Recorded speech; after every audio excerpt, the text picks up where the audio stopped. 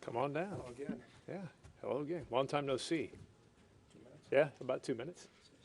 Yeah. Let me get some water. Yeah.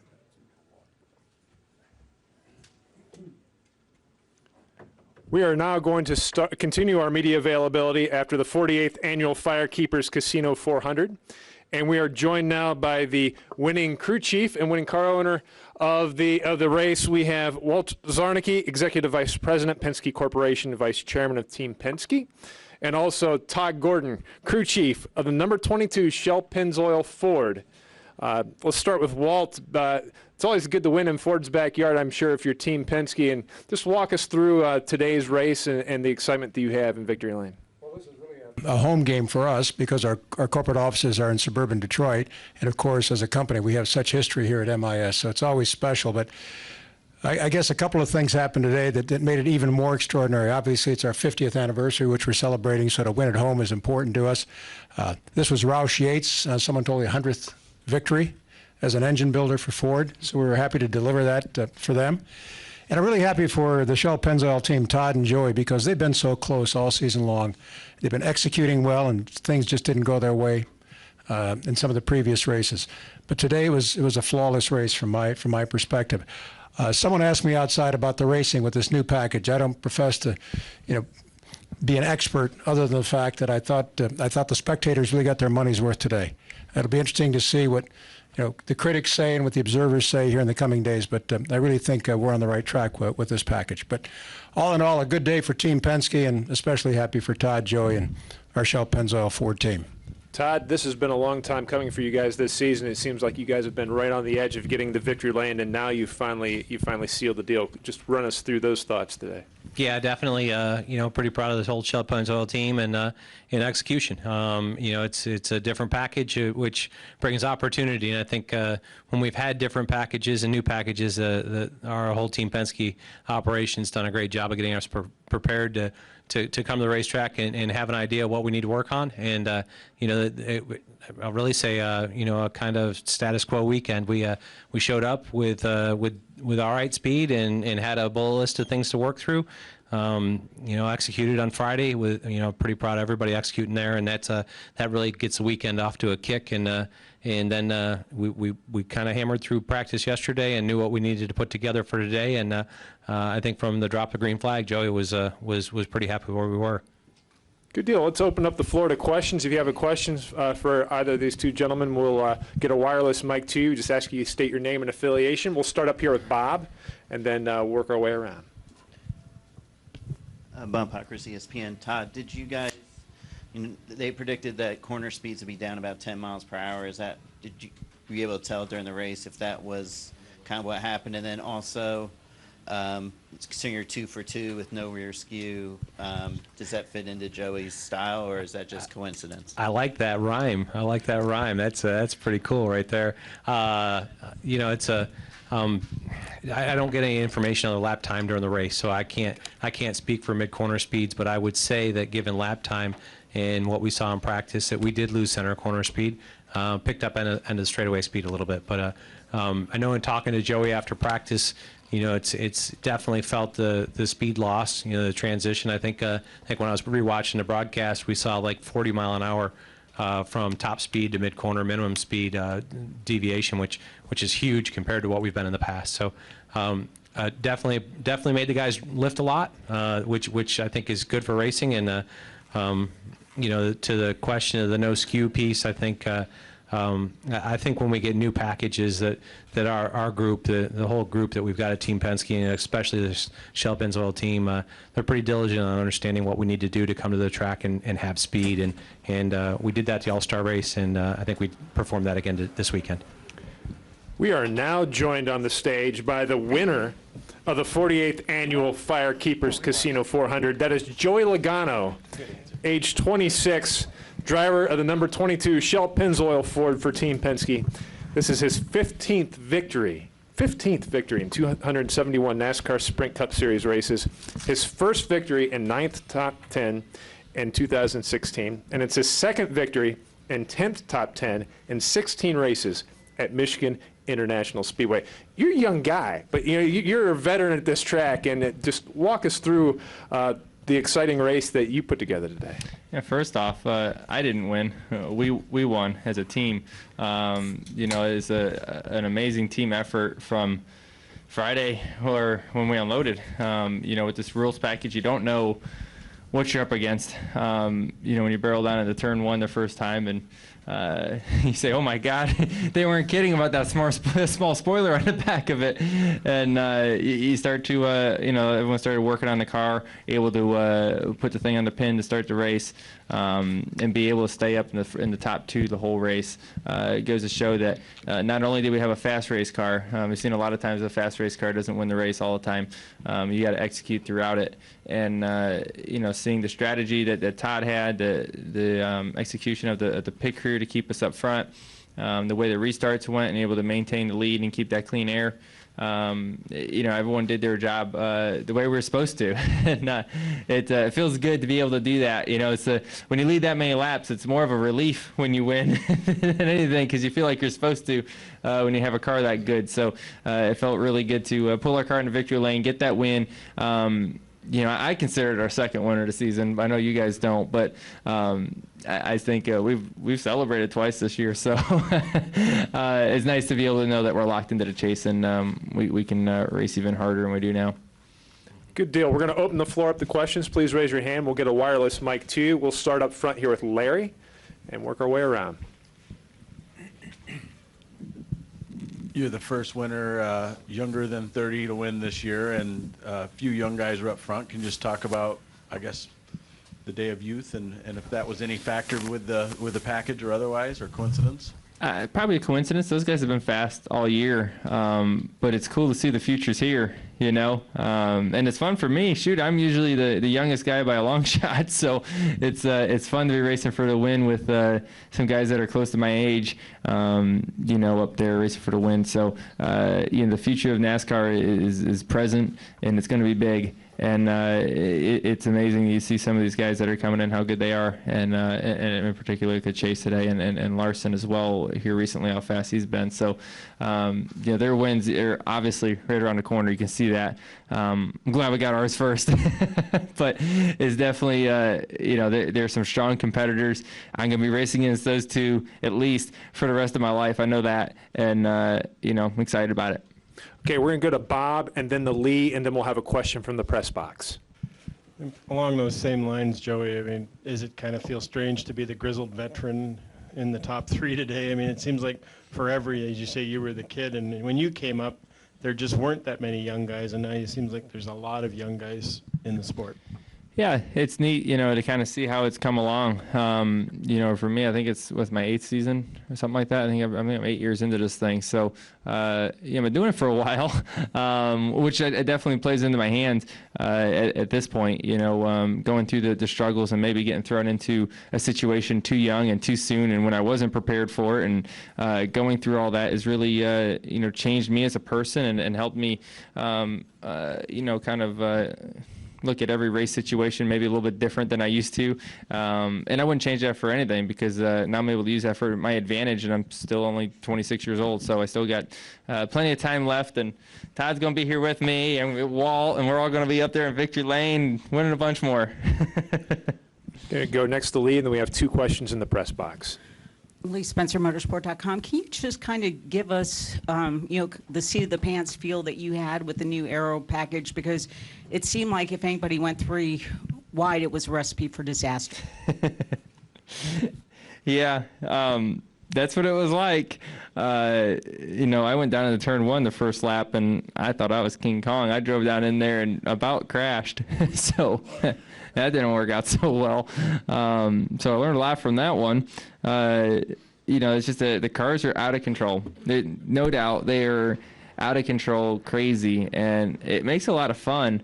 But you got to think, if you're in that pack a little bit, you're going faster down the straightaways, you're getting a huge draft when cars are side by side in front of you, and you have no downforce at all. So, especially when you're 3 wide, your angle's awful going into the corner, and you're trying to clear them, everyone's racing hard. It's a recipe for disaster, for sure. But I haven't rewatched it and haven't seen much, but I thought the race was I think, pretty good. There's a lot of natural cautions out there and a lot of things that happen, and I think that's a good sign. And I, without watching it, I know it's better than the package we ran here last time. So I'm excited about that. It's definitely. You can make mistakes from inside the car. There's plenty of times that I went, down into a corner and drove in a little bit too hard and chased it up the racetrack and had to work inside the car and really had to manage your tires and which tires you're using and all that. And there was more fall off than what there's been here in the past. So I think all that together is good, is directionally correct for racing. Okay, we're going to go upstairs to the press box. Reed Spencer with the NASCAR Wire Service. This one's for Todd.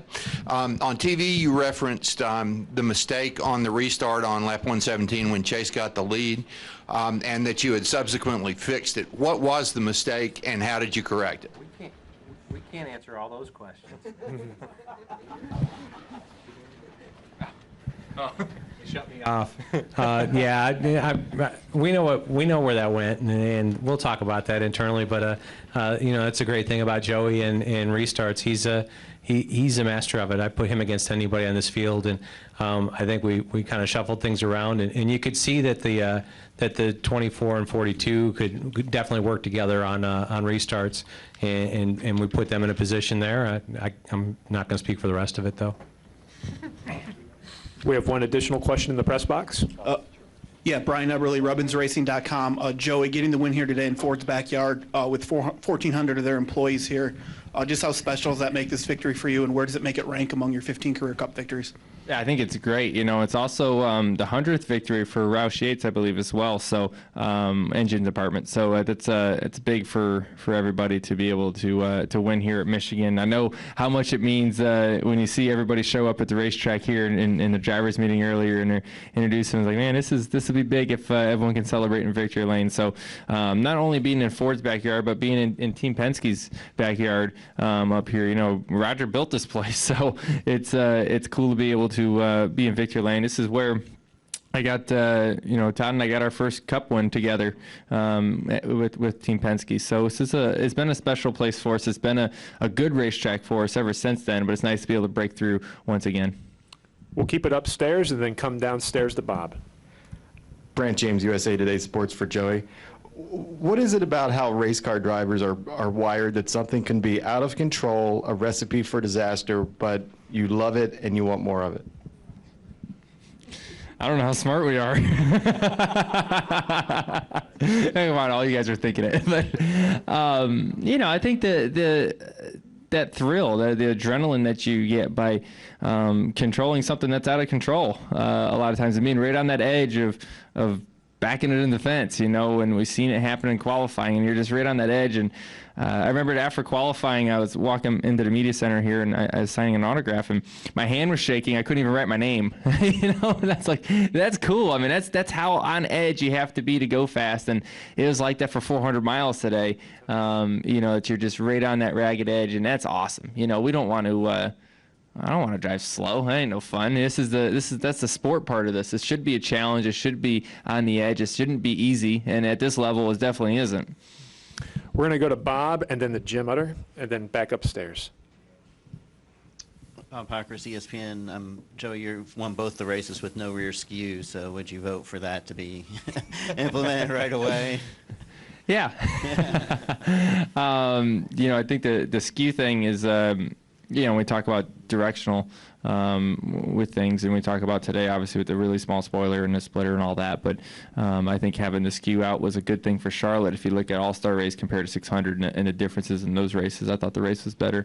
I might be biased, so maybe I shouldn't be talking about it, but I thought the All-Star race was a better race and more passing, and and it's also a night race as well. So I think there's a lot of other things that kind of, probably can add up to make more difference there, but I think having the skew out is a good thing, at least for tire wear and all that as well.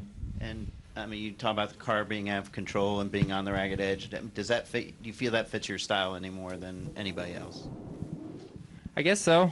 I wasn't sure, to be quite honest with you.